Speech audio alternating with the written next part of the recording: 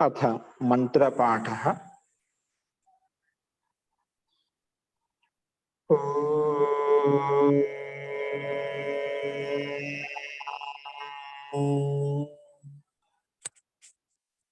सहनावतु सहनौ भुनक्तु सह वीर्यं करवावहै तेजस्विनावधीतमस्तु मा विद्विषावहै। ओम शांति शांति शांति।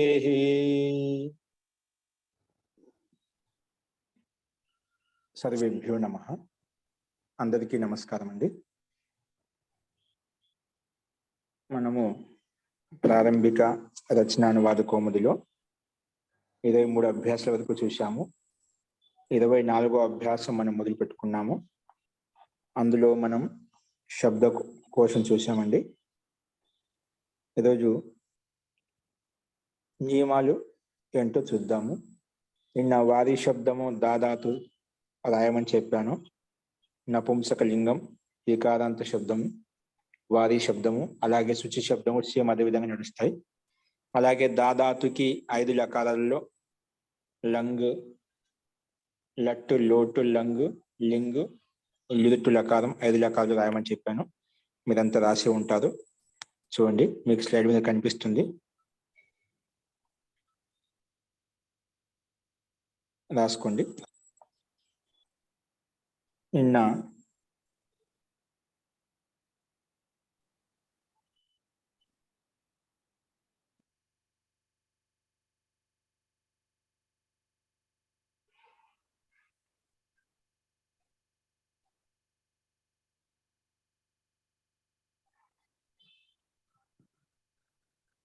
ఇక్కడ చూడండి, వారి శబ్దం ఒకసారి గమనించండి.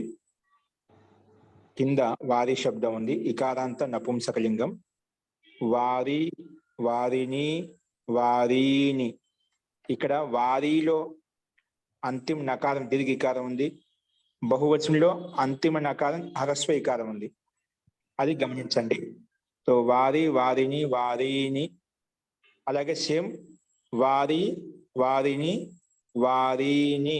ఇది ద్వితీయ భక్తి రూపం ఇలా ఉంటుంది. నెక్స్ట్ తృతీయ విభక్తిలో వచ్చేసి వారినా, వారిభ్యాం, వారిభిః.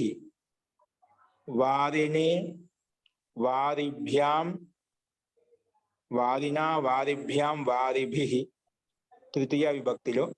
వారినే, వారిభ్యాం, వారిభ్యః చతుర్థ విభక్తి. వారినః, వారిభ్యాం, వారిభ్యః పంచమ విభక్తి. వారినః, వారినోః, వారీణాం ఇది షష్ఠీ విభక్తి బహువచనము. వారిని, వారినోః, వారిషు ఇది సప్తమి విభక్తి. సప్తమి విభక్తి రూపం ఇలా ఉంటుంది. అలాగే హే వారి లేదా హే వారే అలాగూ చెప్పుకోవచ్చు. హే వారిని, హే వారిని ఇవి వారి శబ్దం యొక్క రూపం ఇలా ఉంటుంది. వారి అంటే జలము, నీరు. వారి, వారిని, వారిని. జలము, జలమును, జలం, వారిన జలము ద్వారా, జలము కోసము, జలము వలన లేదా జలము నుండి అంటే నీటి నుండి, జలము యొక్క లేదా జలము యందు. అలాగే ద్వివచనంలో బహువచనంలో కూడా తీసుకోవాలి. ఇక సంక్షిప్త రూపం ఈ, ఇని, ఇని, ఈని. ఈ, ఇని, ఇని.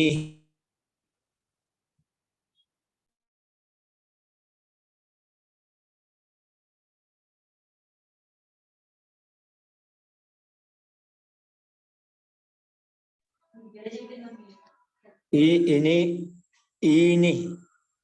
ఈ, ఇని, ఈని ఇలాగా సంక్షిప్త రూపం ఇవ్వబడింది. ఇనా, ఈభ్యాం, ఈభ్యః.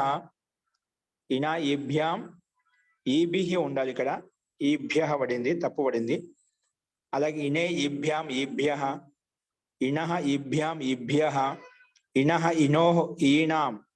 ఇని, ఇనోః, ఈషు. ఇనే, ఇని, ఈని ఇలాగా సంబోధన విభక్తిలో ఇలా సంక్షిప్త రూపం ఉంటుంది. తృతీయ విభక్తి బహువచనంలో ఈభిహి ఉండాలి, ఇక్కడ ఈభ్యః పడింది, అది కొంచెం సరి చేసుకోండి.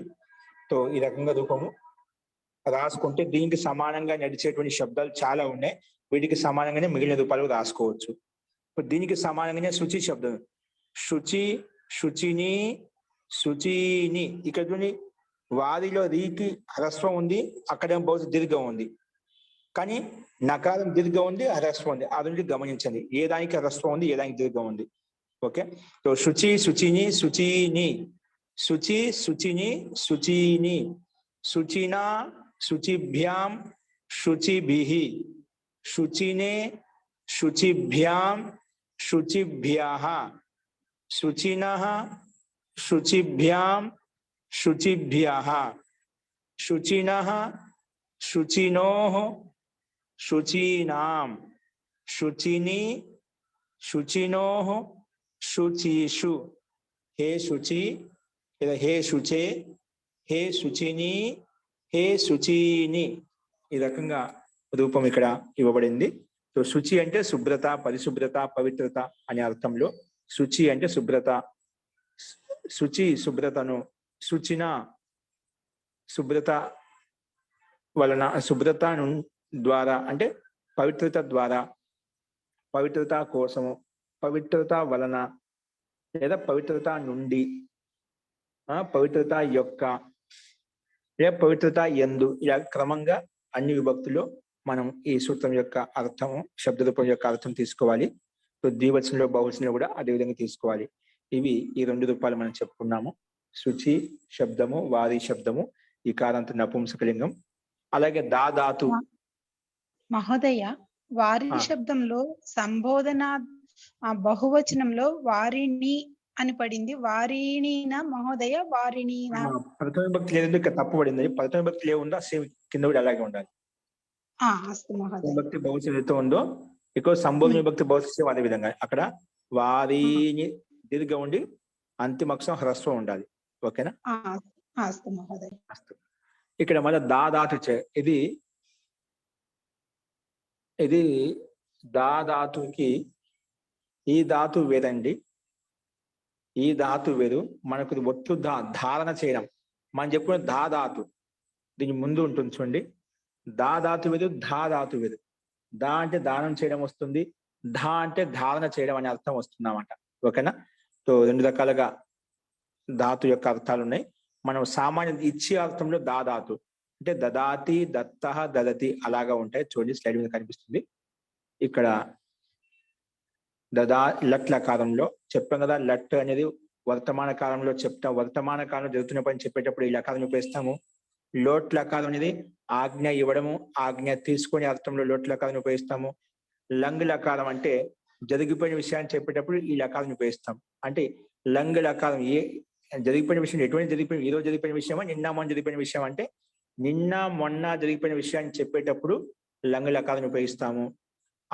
అలాగే లింగ్ లకారం అనేది, ఇది కూడా లింగ్ లకారము విధిలింగంలో, ఇది కూడా ఆజ్ఞ ఇవ్వడము, ఆజ్ఞ తీసుకునే అర్థంలో ఈ లకారం ఉపయోగిస్తాము. ఆజ్ఞ ఇవ్వడము, ఆజ్ఞ ఇవ్వడము, ఆజ్ఞ తీసుకునే అర్థంలో ఈ లకారం ఉపయోగిస్తాము.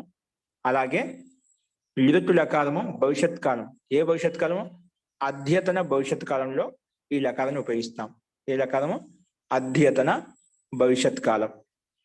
సో ముందుగా లట్ లకారంలో వచ్చేసి దదాతి, దత్తః, దదతి ప్రథమ పురుషంలో. మధ్య పురుషంలో దదాసి, దత్తః, దదత. పాఠం వస్తలేదు మహోదయ, విజయలక్ష్మి పాఠం వస్తలేదు స్క్రీన్ లో. మాటను అందరికి వినిపిస్తుందా అండి? వినిపిస్తుందండి. లక్ష్మి గారు, విజయలక్ష్మి గారు సమస్య అండి మహోదయ్. మీది ఏదో ప్రాబ్లం ఉంటుంది, నెట్వర్క్ ప్రాబ్లం ఉంటుంది అంటే మీరు కొంచెం నెట్వర్క్ దగ్గరగా ఉండే దగ్గరికి వచ్చేయండి. దదాసి మధ్య పురుషం, దదాసి, దత్తః, దదత, దదామి, దద్వః, దద్మః అలాగా రూపం నడుస్తుంది. లోట్ లకారంలో తో అర్థాలు సహ దదాతి అతడు ఇస్తున్నాడు, తౌ దత్తః వాళ్ళిద్దరు ఇస్తున్నారు, తే దదతి వాళ్ళందరూ ఇస్తున్నారు, త్వం దదాసి నీవు ఇస్తున్నావు, యువాం దదథః యువం దత్తః మీరిద్దరు ఇస్తున్నారు, యూయం దదత మీరందరూ ఇస్తున్నారు, అహం దదామి నేను ఇస్తున్నాను, ఆవాం దద్వః మేమిద్దరం ఇస్తున్నాము, వయం దద్మః మేమందరం ఇస్తున్నాము. ఇది లట్లకారంలో. సహతౌతే త్వం యువాం యూయం అహం ఆవాం వయం ఈ రకంగా కలుపుకోవాలి. నెక్స్ట్ వచ్చేసి లోట్లకారంలో దదాతు దత్తాం దదతు, దదాతు దత్తాం దదతు చూడండి కనిపిస్తున్నాయి. లోట్లకారంలో దదాతు దత్తాం దదతు, మీకు రెడ్ మార్క్ ఇక్కడ లైన్ గీయబడింది చూడండి. దదాతు దత్తాం దదతు, దేహి దత్తం దత్త, దేహి దత్తం దత్త, దదాని దదావ దదామ, దేహి దత్తం దత్త, దదాని దదావ దదామ ఇలాగ రూపాలు ఉంటాయి. ఇది కూడా సహ దదాతు తౌ దత్తాం తే దదతు, త్వం దేహి యువం యువాం దత్తం యూయం దత్త, అహం దదాని ఆవాం దదావ వయం దదామ ఇలాగా లోట్లకారం యొక్క రూపంలో కూడా అర్థం ఇదే విధంగా తీసుకోవాలి. అతడు ఇవ్వాలి, మీరిద్దరు ఇవ్వాలి, వాళ్ళిద్దరు ఇవ్వాలి, వాళ్ళందరూ ఇవ్వాలి. త్వం దేహి నీవు ఇవ్వు, యువాం దత్త మీరిద్దరు ఇవ్వండి, యూయం దత్త మీరందరూ ఇవ్వండి, అహం దదాని నన్ను ఇవ్వమంటావా, ఆవాం దదావా మా ఇద్దరిని ఇవ్వమంటావా, వయం దదామా మా అందరిని ఇవ్వమంటావా ఈ రకంగా మనం అర్థం చేసుకోవాలి. నెక్స్ట్ లంగ్ లకారంలో ఇది భూతకాలం. ఏ భూతకాలం నిన్న మొన్న జరిగిపోయిన విషయాన్ని చెప్పేటప్పుడు ఈ లకారం ఉపయోగిస్తాము. అదదాత్ అదత్తాం, అదదాత్ అదత్తాం అదదుః, అదదాహ అదత్తం అదత్త, అదదాం అదద్వ అదద్మ, అదద్వ అదద్మ ఇలాగా రూపం నడుస్తుంది. సహ అదదాత్ అతడు ఇచ్చాడు, తౌ అదత్తాం వాళ్ళిద్దరూ ఇచ్చారు, తే అదదుః వాళ్ళందరూ ఇచ్చారు. మధ్య పురుషంలో త్వం అదదాహ, త్వం అదదాహ నీవు ఇచ్చావు, యువాం అదత్తం మీరిద్దరు ఇచ్చారు. సో జరిగిపోయిన విషయం చెప్తున్నాను, మీరిద్దరు ఇచ్చారు అయిపోయింది. యూయం అదత్త మీరందరూ ఇచ్చారు, అహం అదదాం అహం అదదాం నేను ఇచ్చాను, ఆవాం అదద్వ మేమిద్దరము ఇచ్చాము, వయం అదద్మ మేమందరము ఇచ్చాము, వయం అదద్మ మేమందరము ఇచ్చాము. ఈ రకంగా లంగ్ లకారం యొక్క అర్థం రూపం విధంగా తీసుకోవాలి. విధిలింగంలో విధిలింగి లకారం, ఇది కూడా ఆజ్ఞ ఇవ్వడం ఆజ్ఞ తీసుకోవడం. ఆజ్ఞ ప్రథమ పురుషం మధ్య పురుషం ఇస్తాము, ఆజ్ఞ తీసుకోవడం అనేది ఉత్తమ పురుషంలో ఉంటుంది. లోట్ లకారము లింగ లకారం రెండు ఒకే విధంగా ఉంటాయి, కేవలం శబ్ద రూపం మాత్రం భిన్నంగా ఉంటుంది. అది మనం చెప్పుకున్నాము, అర్థం ఒకటే విధంగా ఉంటుంది. దద్యాత్ దద్యాతాం దద్యుః, దద్యాహ దద్యాతం దద్యాత, దద్యాం దద్యావ దద్యామ ఇవన్నీ బాగా కంఠస్థం చేసుకోండి. సహ దద్యాత్ అతడు ఇవ్వాలి, తౌ దద్యాతాం వాళ్ళిద్దరూ ఇవ్వాలి, తే దద్యుః వాళ్ళందరూ ఇవ్వాలి, త్వం దద్యాహ నీవు ఇవ్వు, యువాం దద్యాతం యువాం దద్యాతం మీరిద్దరూ ఇవ్వండి, యూయం దద్యాత మీరందరూ ఇవ్వండి, అహం దద్యాం అహం దద్యాం నన్ను ఇవ్వమంటావా, ఆవాం దద్యావా మా ఇద్దరిని ఇవ్వమంటావా, వయం దద్యామా మా అందరినీ ఇవ్వమంటావా. ఈ రకంగా ఉత్తమ పురుషంలో ఆజ్ఞ తీసుకుంటాం, పర్మిషన్ తీసుకుంటామట. ఇది లింగలకారంలో రూపం, మరియు దీని యొక్క అర్థం ఇలా చూసుకోవాలి. నెక్స్ట్ వచ్చేసి లిరుతులకారం, భవిష్యత్ కాలం. ఏ భవిష్యత్ కాలం? ఈ రోజు జరగబోయే భవిష్యత్ కాలం గురించి చెప్పేటప్పుడు లిరుతులకారం ఉపయోగిస్తాం. ఇక్కడ రూపం పూర్తిగా ఇవ్వలేదు, ఎందుకంటే సామాన్యంగా ఉంటుంది కాబట్టి. విశేషంగా ఉంటే పూర్తిగా ఇస్తారు. ఇక్కడ సంక్షేపంగా సామాన్యం అన్నిట్లో కామన్ గా ఉంటుంది కాబట్టి ఇవ్వలేదు. భవిష్యతి భవిష్యతః భవిష్యంతి ఎలాగనో ఇక్కడ సామాన్యంగా ఓన్లీ శతి కలపడం కాబట్టి ఇవ్వలేదు, పూర్తిగా ఇవ్వలేదు. ప్రథమ పురుషం ఏకవచనంలో మాత్రం ఇచ్చారు. ప్రథమ పురుషం ఏకవచనం, ద్వివచనం, బహువచనం మాత్రం ఇచ్చారు. మధ్యమ పురుషము, ఉత్తమ పురుషం ఇవ్వలేదు ఇక్కడ. అందుకే కేవలం దాస్యతి, దాస్యతః, దాస్యంతి ఓన్లీ ప్రథమ పురుషం ఇచ్చారన్నమాట. సింపుల్ గా ఉంది కాబట్టి. మధ్యమ పురుషం, ఉత్తమ పురుషం ఎలా వస్తుంది రూపము? దాస్యసి, దాస్యథః, దాస్యథ, దాస్యామి, దాస్యావహ, దాస్యామహ అలాగా రూపాన్ని నడుస్తుందండి. ఓకే, సో కింద ఇవి 10 రకాల యొక్క రూపాలు ఇచ్చారు. ఇవన్నీ మనకు అవసరం లేదు. ఈ ఇక్కడ మనం చెప్పుకునే పుస్తకంలో 5 రకాలే మనం ప్రాక్టీస్ చేస్తున్నాము.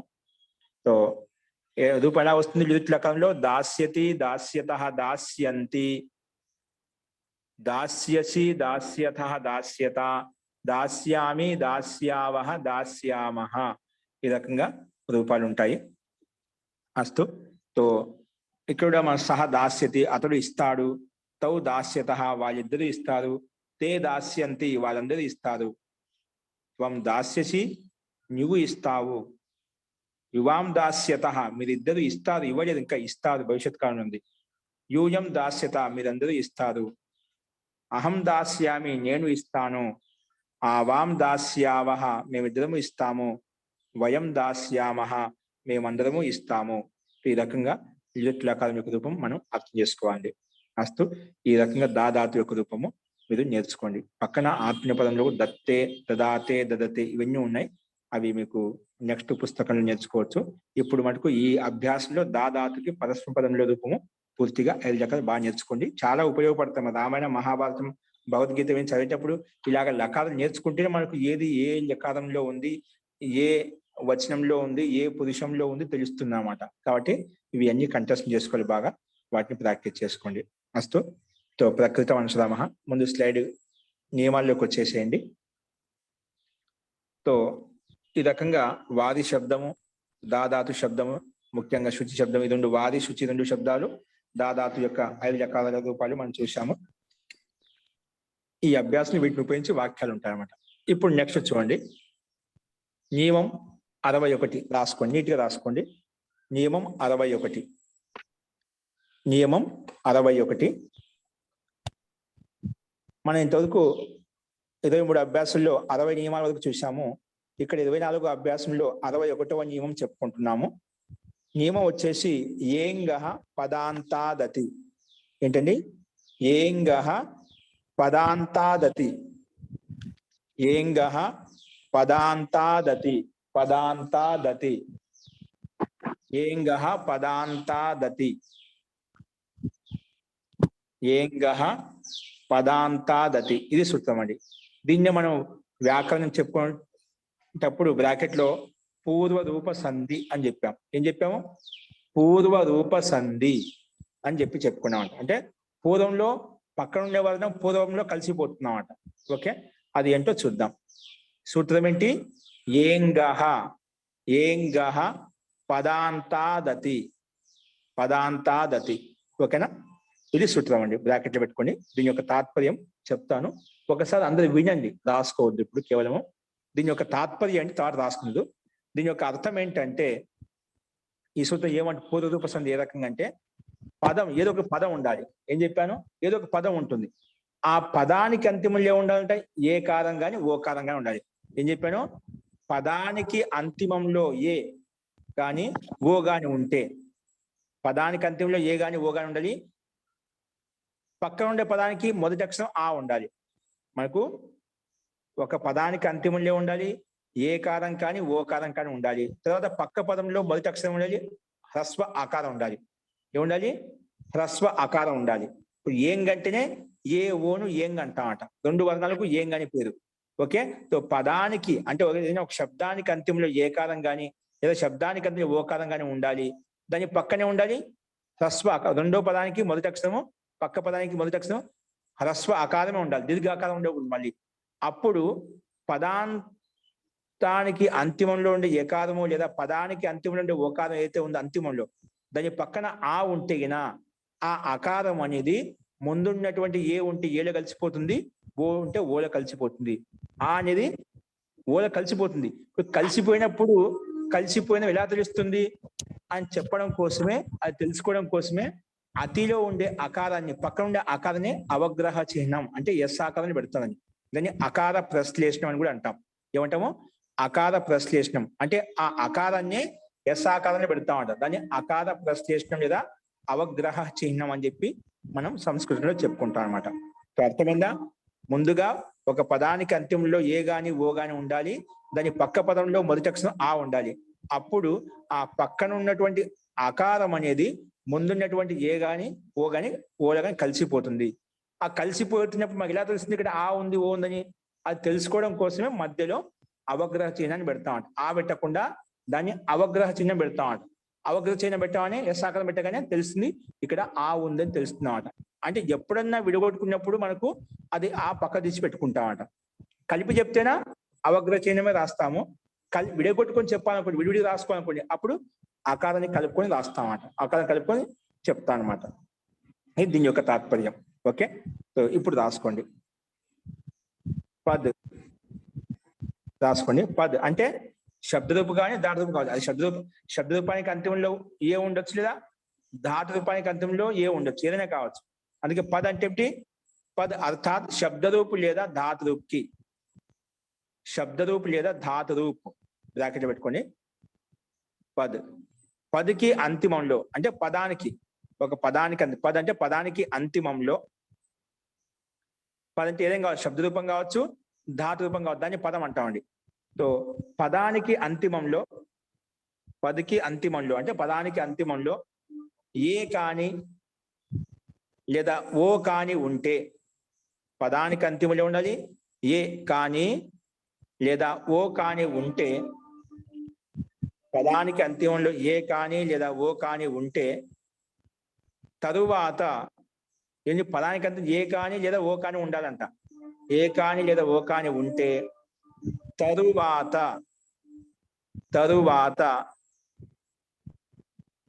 అకారం ఉంటే, ఆ ఉంటే, పదానికి ఏ కాని ఓ కాని ఉంటే తరువాత ఉండాలి అకారం ఉంటే, తరువాత తర్వాతి పదంలో తర్వాత పదంలో అకారం ఉంటే, తర్వాత పదంలో అకారం ఉంటే, తర్వాత మొదటి అక్షరం అకారం ఉంటే, తర్వాత పదం అంటే ఎక్కడ మధ్యలో ఉండకూడదు. తర్వాత పదంలో ప్రక్కన మొదటి అక్షరం అకారం ఉంటే, మొదటి అక్షరం అకారం ఉంటే ఆ అకారము ముందున్నటువంటి ఏలో లేదా ఓలో కలిసిపోతుంది. అంటే ఏ కారంలో లేదా ఓ కారంలో కలిసిపోతుంది. ఏ కారంలో లేదా ఓ కారంలో కలిసిపోతుంది. ఇలా కలిసిపోయింది అని తెలుసుకోవడం కోసమే, ఇలా కలిసిపోయింది అని తెలుసుకోవడం కోసమే ఎస్ అంటే అవగ్రహ చిహ్నాన్ని లేదా అకార ప్రశ్లేషణని ఉపయోగిస్తాము. దానికే అవగ్రహ చిహ్నం అన్న అకార ప్రశ్లేషణం రెండు ఒకటండి.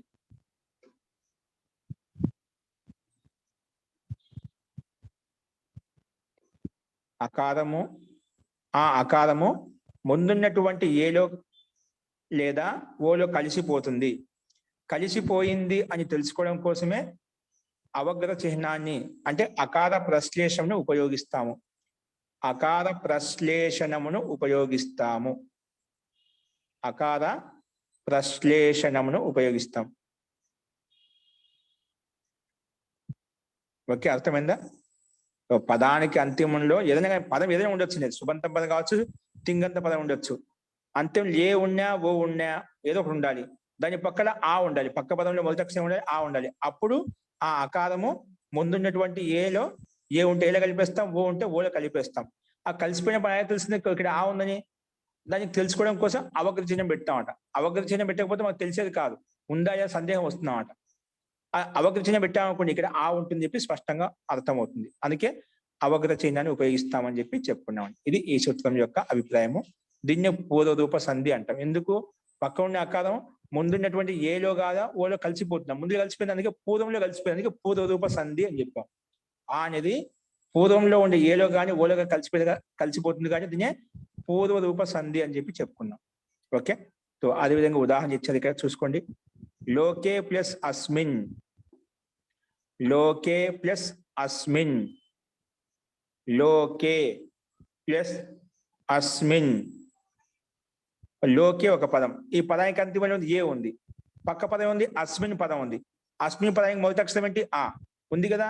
కాబట్టి ఈ సూత్రం ప్రకారంగా పదానికి అంతిమం ఏ ఉంటే దాని పక్కన అకారం ఉంటే ఆ అకారము ముందున్నటువంటి ఏలో కలిసిపోతుంది. అంటే లోకేలో ఉండే ఏలో కలిసిపోతుంది. కలిసిపోయినప్పుడు మనం కలిపేసాం తెలియదు లోకే స్మిన్ అయిపోతుంది. కాబట్టి నీళ్ళు కారుతున్నాయి బయటకు వస్తాయి ఒకరు ఆ గుడ్డ బకెట్ లో గుండె లోకే ప్లస్ అస్మిన్ లో పక్కన అస్మిన్ అనేది ముందున్న ఏకాన్ని కలిపేస్తే అప్పుడు లోకే స్మిన్ అయిపోతుంది. అదే మనం అవగ్రహ చిహ్నం పెట్టుకున్నాం స్పష్టంగా కనిపిస్తుంది ఇక్కడ ఆ ఉందని చెప్పి. అందుకే పక్కన ఈక్వల్ లోకే ప్లస్ అస్మిన్ లోకేస్మిన్ అంటే ఆనే అవగ్రహ చిహ్నంగా రాసేస్తాం. ఆనే అవగ్రహ చిహ్నంగా రాసేస్తాం అంటే పొలంలో ఏదో కలిపేసాం. కలిసిపోయిందని తెలుసుకోవాలంటే మనం అవగ్రహ చిహ్నం పెట్టైనా మనకు స్పష్టంగా అర్థమవుతుంది. లోకేస్మిన్ అయిపోతుంది. విడగొట్టుకుంటే మనం ఆన పక్కన విడిచి చెప్పుకుంటాం. లోకే ప్లస్ అస్మిన్ అలా విడగొట్టుకుంటాం. కలిపి రాసినప్పుడు అలాగా అవగ్రహ చిహ్నం పెట్టుకోవాలి. లోకే ప్లస్ అస్మిన్ లోకేస్మిన్.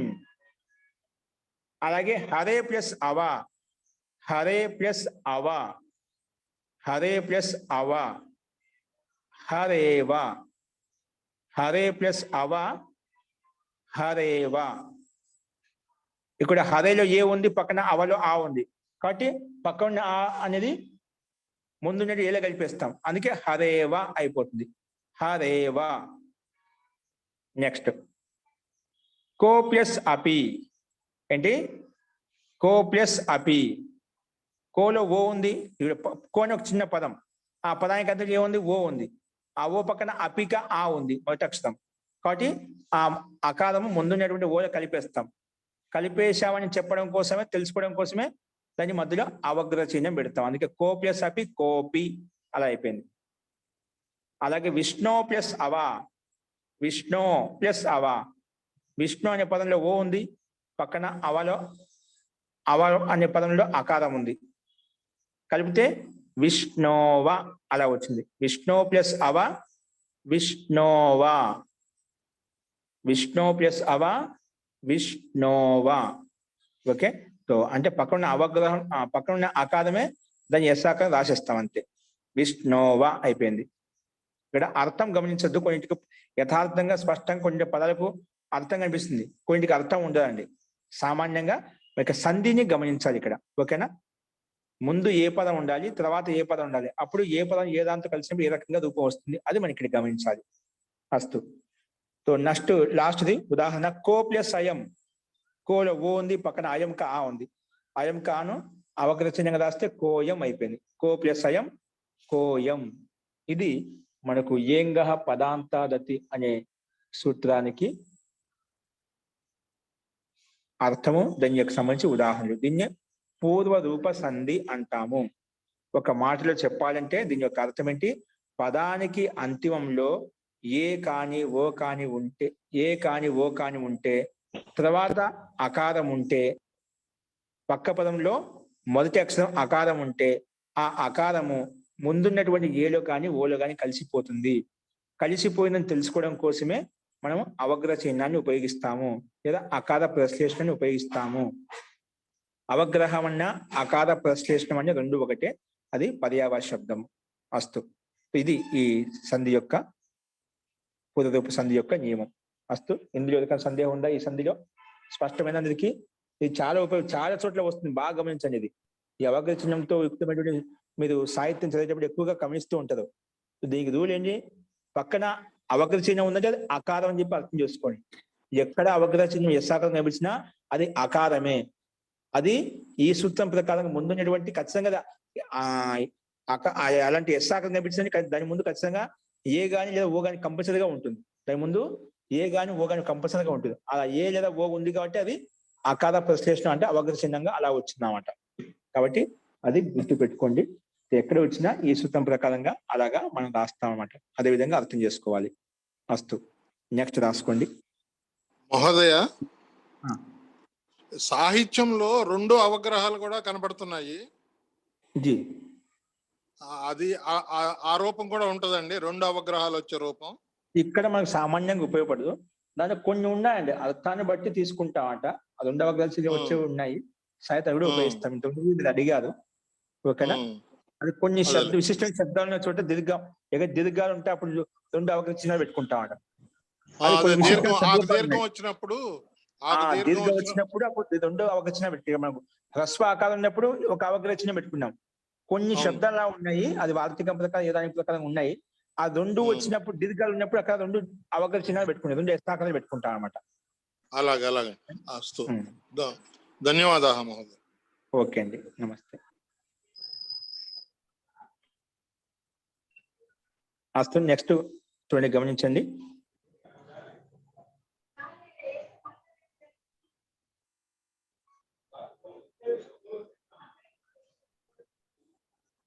గురుగారు ప్లుతం వస్తే ఇప్పుడు మూడు పెడతారా అండి?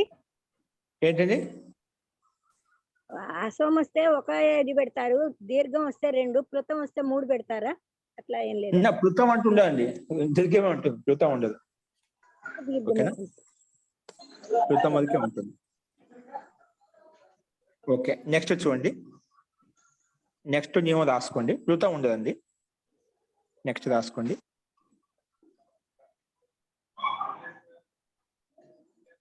నెక్స్ట్ వచ్చేసి 50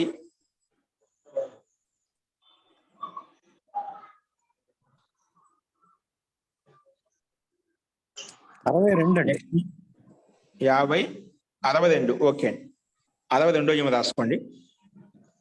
62వ నియమం. జీ స్లైడ్ మార్చండి. 62వ నియమం రాసుకోండి. 62.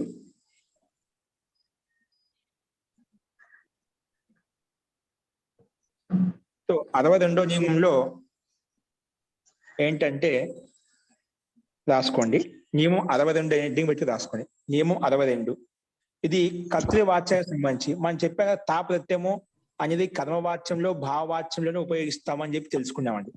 అంటే నిన్నటి 23 అభ్యాసం ప్రకారంగా కర్మవాచ్యం భావవాచ్యం గురించి చెప్పుకున్నాం.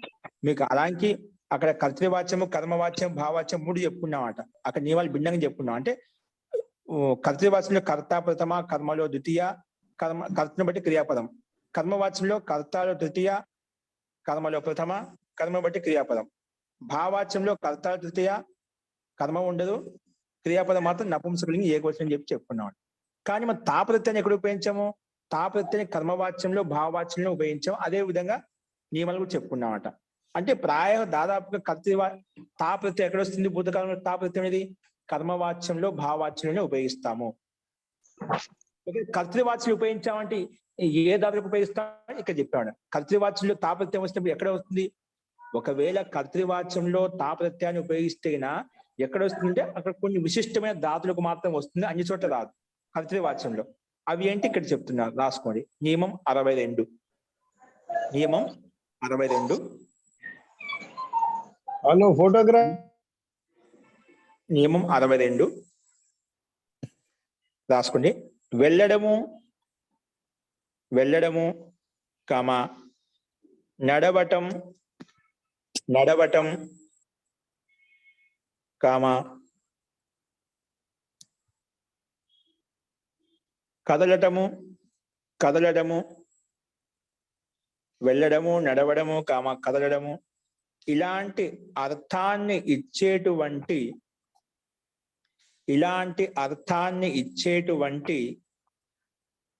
ధాతువులతోటి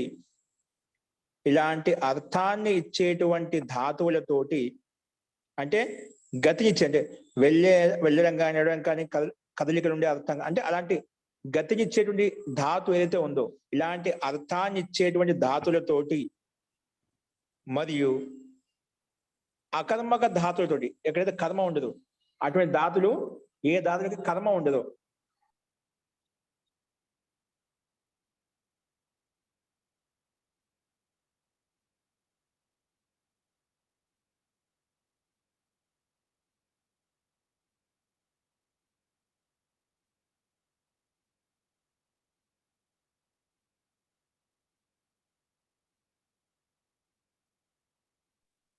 బహుశా శాస్త్రి గారు పిలుస్తున్నారు.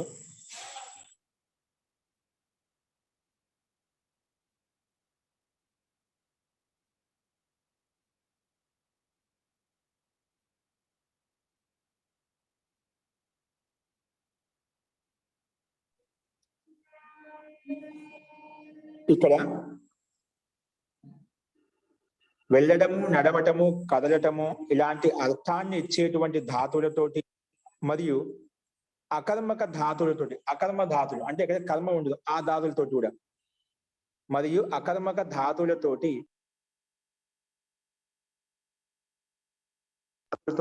తా ప్రత్యయం వచ్చినప్పుడు తా ప్రత్యయం వచ్చినప్పుడు తా ప్రత్యయం వచ్చినప్పుడు తా ప్రత్యయం వచ్చినప్పుడు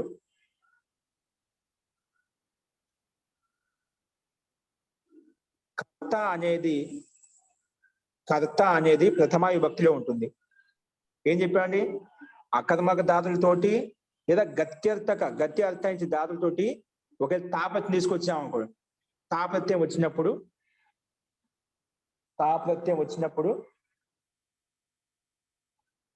కర్త అనేది ప్రథమా విభక్తిలో ఉంటుంది.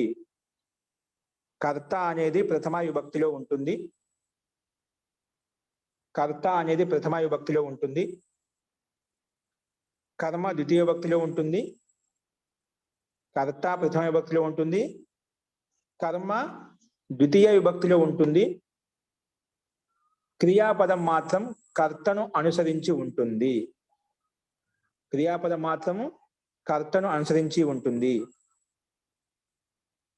ఇది మనకు నియమం ఎక్కడ చెప్పుకున్నాం? కర్తృవాచనం చెప్పుకున్నామండి. ఈ నియమం ఎక్కడ చెప్పుకున్నాము? కర్తృవాచనం చెప్పుకున్నాం. కానీ ఒకవేళ నువ్వు కర్తృవాచ్యంలో తాప్రత్యాన్ని ఉపయోగించాలి అంటే ఏ ధాతులకు ఉపయోగించవచ్చు?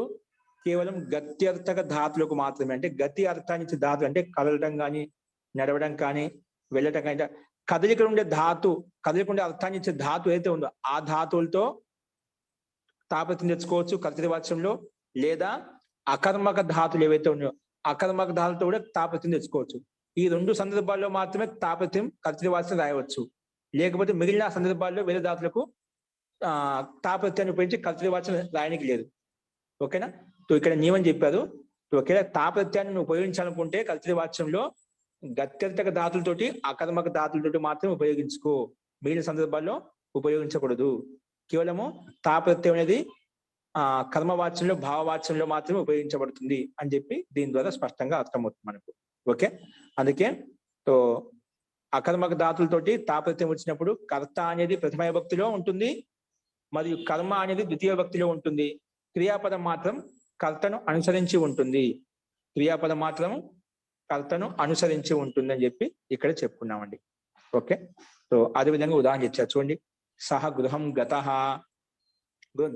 గమ్ ధాతు నుంచి వెళ్తున్నాడు, కదలికలు ఉన్నాయి కదా, గత్యర్థక ధాతు, అందుకే సహ గృహం గతః. ఇది కర్తృవాచ్యం.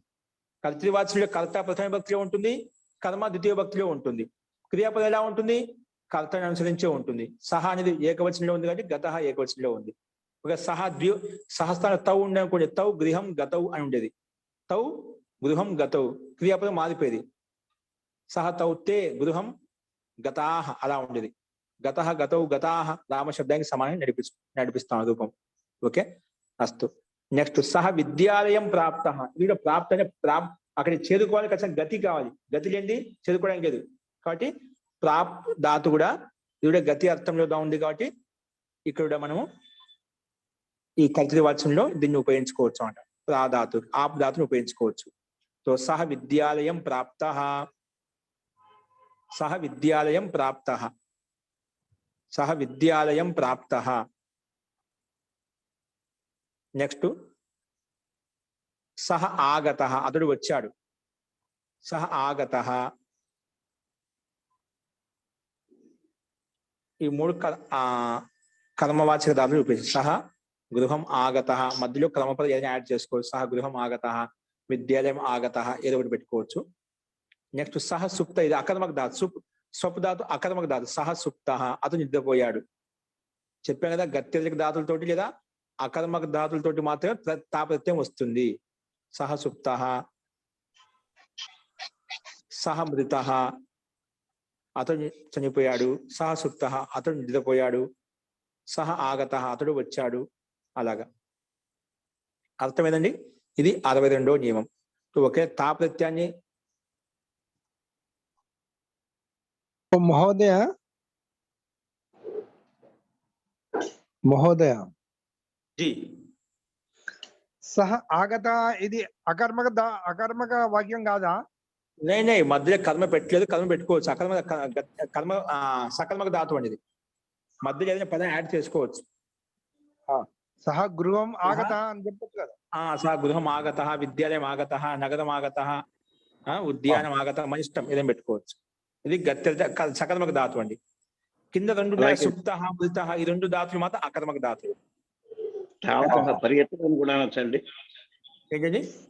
పరిగెత్తడానికి కూడా అది కూడా సకర్మక ధాతు. దావిత ఇది కూడా గత్య ధాతు. కలుపుతున్నా కదా, పరిగెడుతున్న గతి ఉంది కదా, ఇది కూడా తీసుకోవచ్చండి. సహ ధావిత. ఓకేనా? అస్తు. ఇవి మనకు 62వ నియమం ప్రకారంగా ఉదాహరణ చెప్పుకున్నాం. ఈ నియమం క్లారిటీ వచ్చేసిన అర్థమైంది కదా. దావిత సకర్మక ధాతువే కదా మహోదయ అది? ఏంటండి? సహ దావిత అన్నది సకర్మక ధాతువే కదా? ఖాదిత దావిత సకర్మక ధాతువు అండి. అస్తు మహోదయ. నెక్స్ట్ సూచన రాసుకోండి. సూచన ఇప్పుడు కొన్ని చెప్పాం.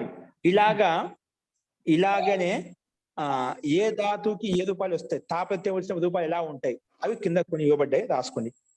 సూచన నిద్రపోయాడు, మృత చనిపోయాడు. తా ప్రత్యయంతో రాసుకో. విద్యాలయం ప్రాప్తఃనా సహ విద్యాలయం ప్రాప్త, విద్యాలయానికి చేరుకున్నాడు అని అర్థం. రాసుకోండి. తా ప్రత్యయంతో తయారు చేసిన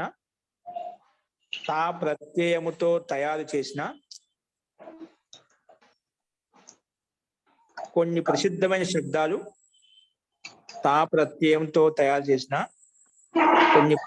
శబ్దాలు, ఈ క్రింది విధంగా ఉంటాయి. తా ప్రత్యయంతో తయారు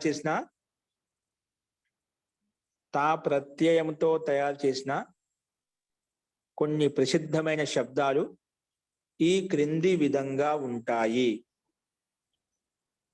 అంటే తా ప్రత్యయం తీసుకొచ్చినప్పుడు చెప్పాం కదా, మనం కర్మవాచనంలో, భావవాచనంలో, కర్తృవాచనంలో ఉపయోగించవచ్చు. కర్తృవాచనంలో ఎక్కడ ఉపయోగించాలంటే గత్యర్థక ధాతులతోటి, అకర్మక ధాతులతోటి మాత్రమే ఉపయోగించాలని చెప్పి చెప్పుకున్నాము. అస్తు.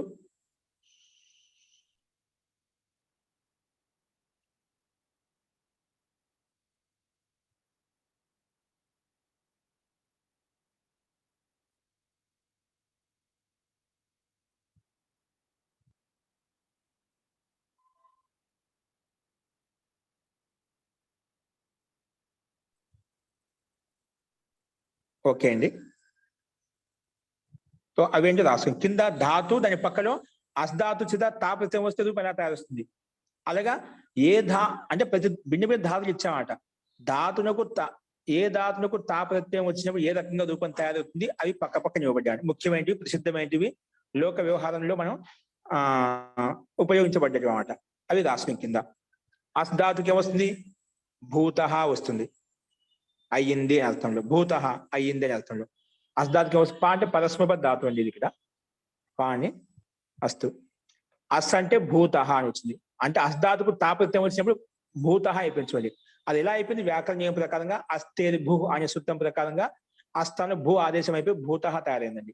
అసస్థానంలో భూ వచ్చేసింది ఆదేశంగా. ఆ భూతికే తా కలిపితే భూత అయిపోయింది. ఓకేనా? నెక్స్ట్ ఆప్ ధాతుకి ఆప్త. ఆప్ ధాతుకి తా ప్రత్యయం తీసుకొస్తే అయిపోయింది ఆప్త, పొందాడు, ఆప్త. నెక్స్ట్ ఈక్ష ధాతుకి ఈక్షిత.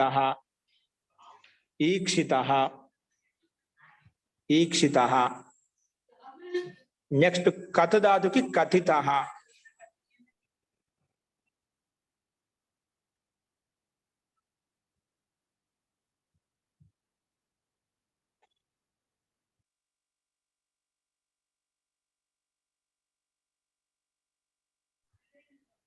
ఈక్ష ధాతుకి ఈక్షితః.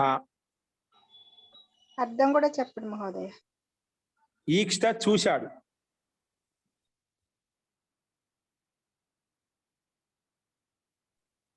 ఈక్ష ధాతుకి ఈక్షిత చూశాడు, ఈక్ష దర్శనార్థంలో. నెక్స్ట్ కథ ధాతుకి కథిత చెప్పాడు.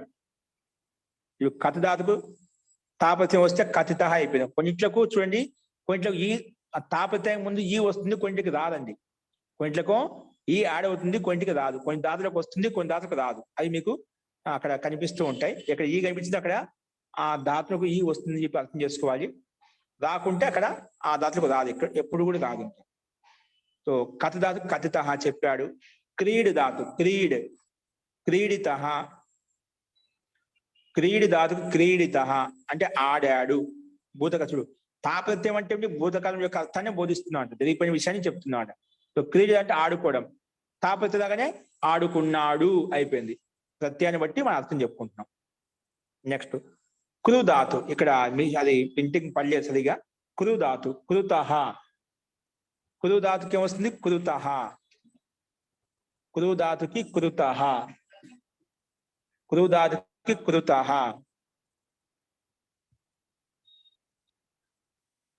కృ ధాతుకి కృతః.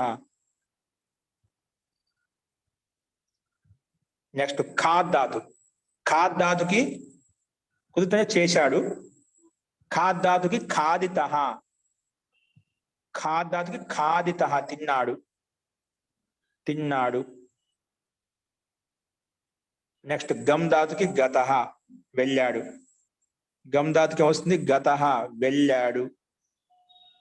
గమ్ ధాతుకి గతః అంటే వెళ్ళాడు, వెళ్ళాడు. చిరు ధాతుకి చోరితః దొంగతనం చేశాడు. చోరితః దొంగతనం చేశాడు. చిద్ ధాతుకి చిన్నః. చిన్నః అంటే చిన్న భిన్నం చేశాడు. చిన్నః చిన్న భిన్నం చేశాడు. నెక్స్ట్ జన్ ధాతుకి జాతః. చూడు, జన్ ధాతుకి తాపత్యం తీసుకొస్తే జాతః అయిపోయి ఉత్పన్నమయ్యాడు, ఉత్పన్నమయ్యాడు. జన్ ధాతుకి తాపత్యం తీసుకొస్తే భూతకాలంలో రూపం ఎలా వచ్చింది? జాతః ఉత్పన్నమయ్యాడు అని అర్థం వచ్చింది. ఉత్పన్నమయ్యాడు. నెక్స్ట్ 12వ వాక్యం. వాక్యం కాదు, 12వ ధాతువుకి రూపం ఎలా వస్తుంది? జ్ఞాధాతు. జ్ఞాధాతుకి జ్ఞాతః. చూడండి, ఇక్కడ చిన్నహలో ఈ కనిపించడం లేదు, జాతహలో ఈ కనిపించడం లేదు. అంటే కొన్ని ధాతులకు ఈ వస్తుంది, కొన్ని ధాతులకు ఈ తాకి ముందు. ఓకే, జ్ఞాధాతుకి కూడా ఈ లేదు. మళ్ళీ జ్ఞాతః తెలుసుకున్నాడు. జ్ఞాధాతుకి జ్ఞాతః తెలుసుకున్నాడు. జ్ఞాధాతుకి జ్ఞాతః తెలుసుకున్నాడు. నెక్స్ట్ వచ్చేసి త్యజ్ ధాతు.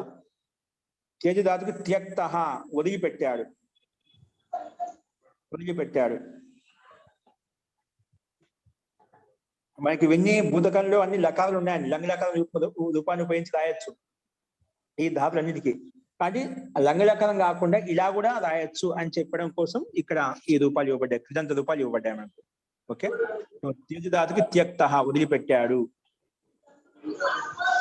ఓ మాష జన జన్ జన్ ధాతుకు జాతః ఉత్పన్నమయ్యాడు, ఉత్పన్నమయ్యాడు. నెక్స్ట్ దాదాతుకి దత్తః ఇచ్చాడు. దాదాతుకి దత్తః అంటే ఇచ్చాడు. దాదాతుకి దత్తః ఇచ్చాడు. నెక్స్ట్ దృశ్యధాతుకి దృష్టః చూశాడు. దృశ్యధాతుకి దృష్టః చూశాడు. దృశ్యధాతుకి దృష్టః చూశాడు. ధాధాతుకి హితః ధారణ చేశాడు. ధాధాతుకి హితః ధారణ చేశాడు. ధాధాతుకి హితః ధారణ చేశాడు.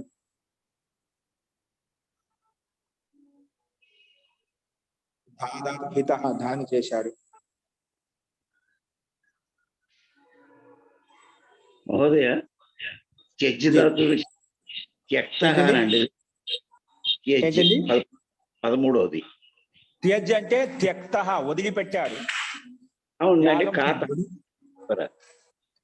త్యక్తన వదిలిపెట్టడం. చివరి అక్షరం ఏంటండి? త్యక్త, త్యక్త, త ఖాత.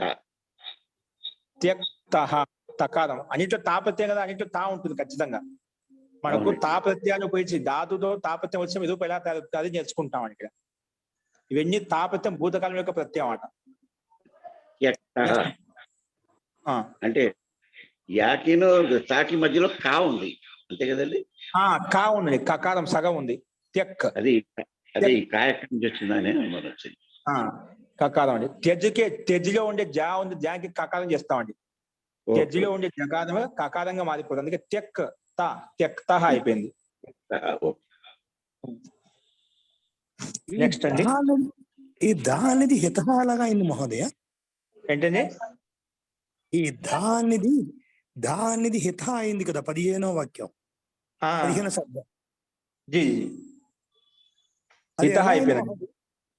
సూత్రం వ్యాకరణం దదాతేర్హి, దధాతేర్హి అనే సూత్రం హి వచ్చేసింది, హి పక్కన తా వచ్చేసి హిత. నెక్స్ట్ 17 దానికి ధృత్ ధాతుకి ధృత. నేను ధృత కాదు, ఓన్లీ ధృ ధాతు, తా కూడా పడింది, తా తీసేయండి. ధాతుకి ధృ ధాతు, దానికి ధృత, ధారణ చేశాడు.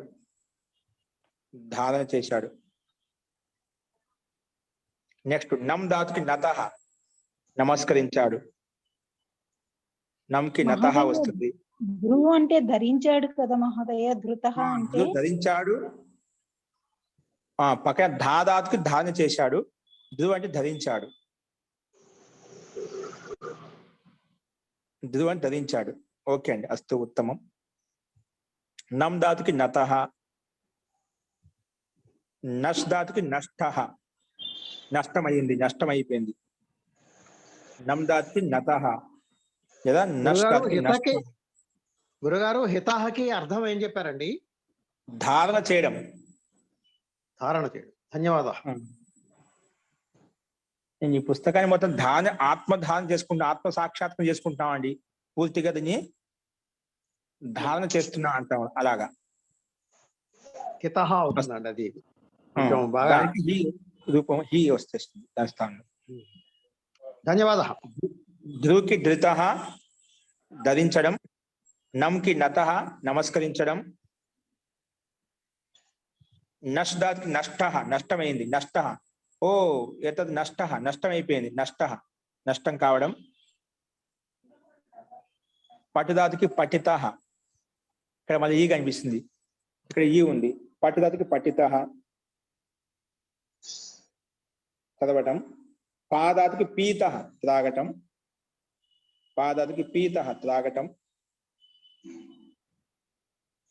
ప్రచ్ఛదాతుకి పృష్ట, అడగటం. ప్రచ్ఛదాతుకి పృష్ట, అడగటం. ప్రచ్ఛదాతుకి పృష్ట, అడగటం. మన బురుదాతుకి ఉక్త, చెప్పటం. ఉక్త, బురుదాతుకి ఉక్త, చెప్పటం.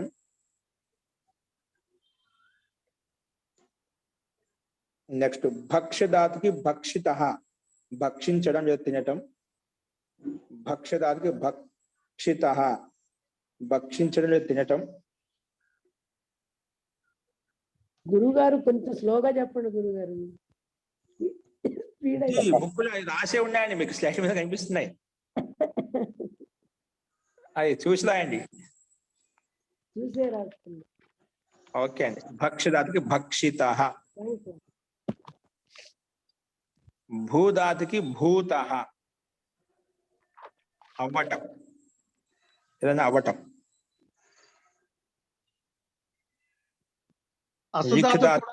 వచ్చింది కదండి? అవునండి. రెండింటికి అర్థం ఒకటే, ధాతు భిన్నంగా ఉంది. దాని కూడా భూ వచ్చేసిందండి, అస్ కూడా భూ వచ్చేసింది, అందుకే 2 రూపాయలు ఒకే విధంగా ఉంటాయి. లిఖ్ ధాతుకి లిఖిత, రాయటం. రాశాడు అంతే, ఇంకా లిఖిత అంటే రాశాడు అంతే. భూత అయింది. ఉక్త చెప్పాడు, తిన్నాడు, భక్షించాడు. భక్షించడం కాదు, అవి భక్షించాలని నేను ధాతు కలిసి చెప్పుకుని వస్తున్నాను.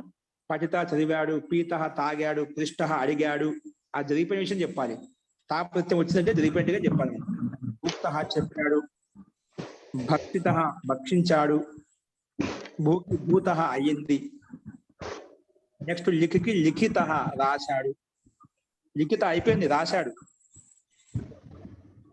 అదేవిధంగా వదదాతికి ఉదిత మాట్లాడాడు, మాట్లాడాడు ఏదో చెప్పాడు, విధంగా రాసుకోవచ్చు. మాట్లాడాడు ఏదో చెప్పాడు. నెక్స్ట్ వసుదాతికి ఉషిత నివసించాడు, వసుదాతికి ఉషిత నివసించాడు, వసుదాతికి ఉషిత నివసించాడు. నెక్స్ట్ వహదాతికి ఊఢ, వహదాతికి ఊఢ మోసాడు, మోయటం, బరువు మోయటం. వహదాతికి ఊఢ మోసాడు. నెక్స్ట్ శ్రుదాతికి శృత, శ్రుదాతికి శృత విన్నాడు, శ్రుదాతికి శృత విన్నాడు, శ్రుదాతికి శృత అంటే విన్నాడు. నెక్స్ట్ స్థాదాతికి స్థిత, స్థిత అంటే విన్నాడు, స్థాదాతికి స్థిత ఉన్నాడు, అత్ర స్థిత ఇక్కడ ఉన్నాడు, స్థాదాతికి స్థిత ఉన్నాడు. హురుకి హురుత, హురుదాతికి హురుత హరించాడు, హరించాడు. ఇవి మనకు ఆ ప్రత్యయాన్ని ఉపయోగించినప్పుడు భిన్న భిన్న ధాతులకు రూపాలు ఏ విధంగా ఉంటాయి, భూతకాలం యొక్క ఇవన్నీ భూతకాలం అండి, భూతకాలం యొక్క రూపాలు ఏ విధంగా ఉంటాయి అవి మనం చూసామండి. అస్తు. సో ఇప్పుడు ఇంకెవరికైనా సందేహం ఉందా చెప్పండి. ఇందులో రాసుకోలేదా, ఎవరికి అర్థం కాలేదా? మహోదయ చిద్దు ధాతువుకి చిన్న అంటే నరకటమా మహోదయ? అర్థమే నరకటం చిన్న భిన్నం చేయడం, విన్నా కానీ ముక్కలు ముక్కలు చేయడం. మహోదయ ధృత చెప్పారు, దానికి అర్థం రాసుకోలేదు మహోదయ. ధరించడం, ధరించడం అంటే ధా హిత అది ఇది ఒకటేనా మహోదయ? ఒక ధారణ చేయడం, ఇక్కడ ధరించడం. సహ వస్త్రం ధరతి, వస్త్రాన్ని ధరిస్తున్నాడు. సహ పాఠం ధారయతి, సహ భూమిం ధారయతి. రాజా భూమిం ధారణ చేయడం, పరిపాలించడం. అలా మహోదయ పా పిత ఏం చెప్పారండి? పాదాలకు పీత తాగటం, తాగాడు. పాద పీత తాగాడు, త్రాగటం. పీద పాదాలకు పీ అయిపోతుంది, పీత అలా వస్తుంది.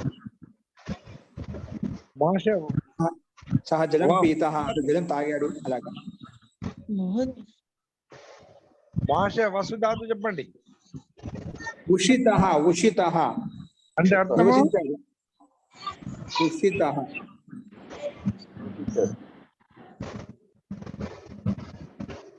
మహోదయ చెప్పండి. భ్రూ ఉక్త అన్నాడు కదా మహోదయ, భ్రూ ఉక్త అన్నాడు. దానికి అంటే వర్తమాన కాలం లక్షాకారంలో ధాతు రూపం ఎలా వస్తుంది? అదే ధాతు రూపం కాదు, ప్రథమ పురుష ఎలా వస్తుంది మహోదయ? బ్రవీతి బ్రూత బ్రువంతి అలా వస్తుంది. బ్రవీతి, బ్రవీతి బ్రూత బ్రువంతి, బ్రవీషి బ్రూత బ్రూత, బ్రవీమి బ్రూవః బ్రూమః. ఇక్కడ భూస్థానం వచ్చి ధ్రువో వచ్చి అనే సూత్రం ప్రకారంగా వ్యాకరణం ప్రకారం భూస్థానం వచ్చి వస్తుంది, వచ్చు ధాతు వస్తుందండి. అలా వచ్చుకే బాకు ఊ అయిపోయింది, చాకి కా అయిపోయింది, ఉక్త అనే రూపం వచ్చిందండి. ఇదంతా వ్యాకరణం ప్రకారంగా గుర్తు పెట్టుకోండి. ఎలా వచ్చాయి, ఏ విధంగా వచ్చాము అది ఇబ్బంది పడతాం. ఏం రాయాలి మహోదయ? మాట్లాడు, చెప్పాడు.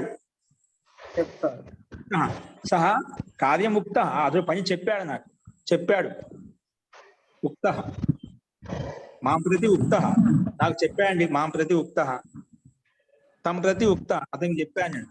అలా గురువు గారు భూకు భృత చెప్పారు. భృత తెలుగు మీనింగ్ ఏంటండి? భృతః ధృత ధరించడం, ధరించడం. మహోదయ మహోదయ హరి ఓం. జీ చెప్పండి లక్ష్మి గారు. ఉషితః ఉషితః ఎలా ఎక్కడ ఉపయోగించవచ్చండి అంటే నాకు తెలియక అడిగాను. ఏంటండి?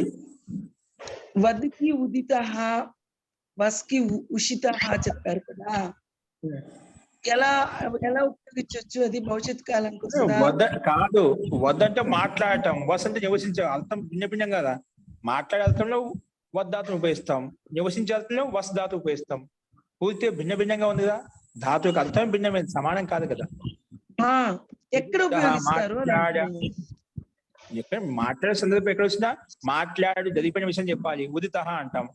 నివసించాడు అతను అక్కడ అడవిలో నివసించాడు. సహ అరణ్య ఉషిత, అరణ్యంలో నివసించాడు, నివాసం చేశాడు. సందర్భాన్ని బట్టి ఎక్కడ భూతకాలానికి వర్తిస్తున్నాము అనే ఈ తాపత్యం భూతకాలమే, రెండో వికల్పం లేదు. తా వచ్చిందే భూతకాలం చెప్పడం పోదు, రెండో అర్థం లేదు దానికి. వర్తమాన కాలం భవిష్యత్ కాలం చెప్పడం లేదు. తా అంటే భూతకాలము. ఈ 31 వేసారు చూడండి, అది అర్థం కావట్లేదు. అది తాదాతుడు స్థిత ఉన్నాడు, స్థిత అత్స్థిత. హతః అంటే చనిపోవడం కదా మహోదయ. ఏంటి? ఇక్కడ 31, 32 ఉంది చూడండి. హరించడం, హరించాడు, దొంగలించాడు, అపహరించాడు అలాంటి అర్థం. ఒక్కసారి 16 చెప్పరా మహోదయ? 16 ధాదాతుకు హిత వస్తుంది. చేశాడు, ధాకి హిత ధారణ చేశాడు. ఓకేనా? అంటే అన్నిటికీ అర్థం అవుతుంది ధాతు రూపము, దీనికి ఒక్కదానికి అర్థం కావట్లేదు. ధా ఇచ్చి హిత అని ఉంది. అదే దాని వ్యాకరణ ప్రకారం దధాత్యరి హి అనే ధాత్ హి వస్తుంది. హి వచ్చి హిత అనే రూపం తయారైంది. మహోదయ చెప్పండి. ఈ ప్రత్యయాలన్నీ కర్తరీగా వాడొచ్చా అండి? ఇవన్నీ ప్రత్యేక వాడిని దూరం లేదు. కర్తరి వాడాలంటే అది గత్యంతక ధాతు అయి ఉండాలి. ఓకే, ఆ గత్యంతరం తప్ప ఇవన్నీ దీనికే కర్మనికే, ఇవన్నీ కర్మనికే. మామూలుగా కర్మనికి వాళ్ళు ఇన్నిట్లో ఉపయోగపడతాయి. ఓకేనా? గత్యంతక ధాతులు అకర్మక ధాతులతో మాత్రమే కర్తరి ఉపయోగిస్తాం, లేదంటే కర్మని భావంలో ఉపయోగించుకోవాలండి. ఓకేనా? ఓకే అండి. లో ఉండేటువంటి శబ్దకోశము నియమాలు చెప్పుకున్నాము. ఈ శబ్దకోశ నియమాలను ఉపయోగించి మీకు గ్రూపులో పెడతారు. లక్ష్మి గారు పంపించినట్టున్నారు మీకు, నాకు తెలిసి. సంస్కృత వాక్యాలు తెలుగు వాక్యాలకు సమానం రాసుకోవచ్చండి. రేపటికి సమానం చెప్పేటప్పుడు మీరు సరి చేసుకుందాం. రేపు సమానం చెప్పుకొని అభ్యాసానికి మనం వెళ్దామండి. అస్తు. అందరూ రాసుకొని చూడండి సమాధానాలు. అస్తు. మంత్రపాఠ. ఓం సర్వే భవంతు సుఖినః, సర్వే సంతు నిరామయాః, సర్వే భద్రాణి పశ్యంతు, మా కశ్చిత్ దుఃఖభాగ్ భవేత్. ఓం శాంతి శాంతి శాంతిః. సర్వేభ్యో నమః. అందరికీ నమస్కారం అండి. నమస్తే మహోదయ. నమస్తే మహోదయ. నమస్కారం మహోదయ. నమస్తే గురుజీ. నమస్తే మహోదయ.